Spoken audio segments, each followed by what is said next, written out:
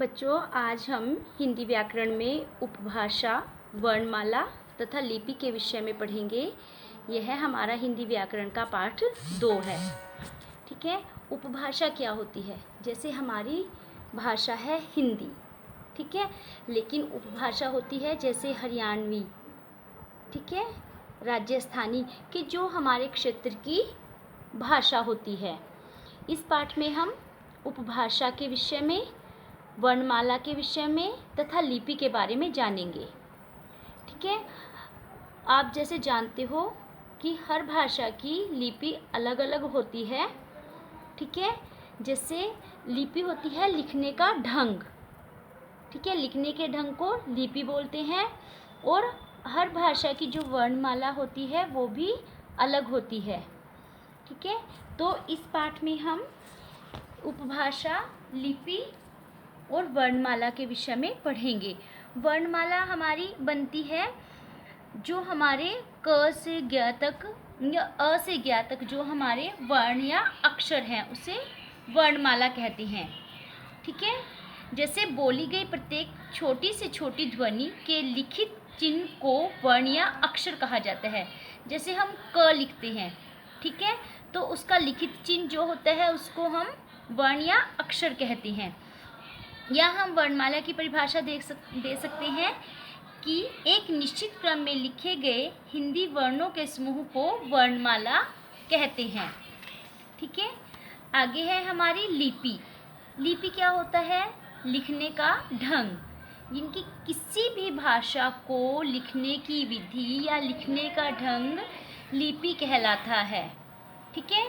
जैसे प्राचीन काल में भारत को देवभूमि कहा जाता था। देवभूमि, जहाँ पर देवभूमि का अर्थ है देवों की भूमि। ठीक है। और इसके नगरों को देवनगर कहा जाता था। ठीक है। और जिस भाषा में हमने उनके बारे में लिखा और उसकी भाषा की लिपि क्या हुई? देवनागरी। ठीक है।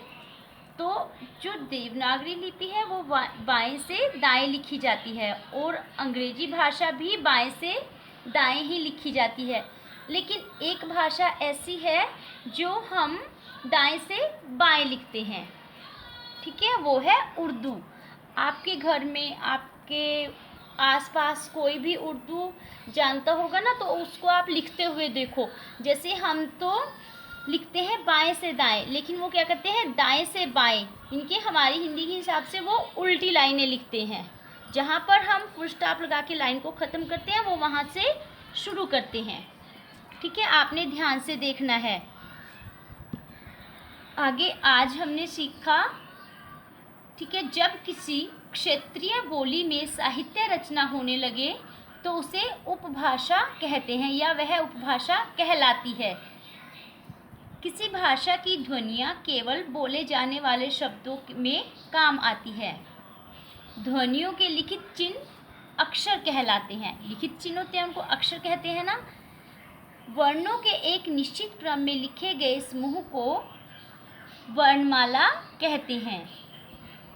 किसी भाषा को लिखने की विधि उसकी लिपि होती है। हिंदी भाषा की लिपि कौन सी है?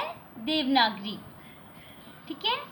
उर्दू भाषा की 5 ध्वनियों के लिए क, ख, ग, ज और फ और 5 अक्षर बनाए गए हैं। भारत में जब अंग्रेजी भाषा का आगमन हुआ मतलब भारत में आई, तो ओ की मात्रा को भी हिंदी वर्णमाला में शामिल कर लिया गया है। ये पहले नहीं थी, लेकिन अब इसको हिंदी वर्णमाला में शामिल किया गया है।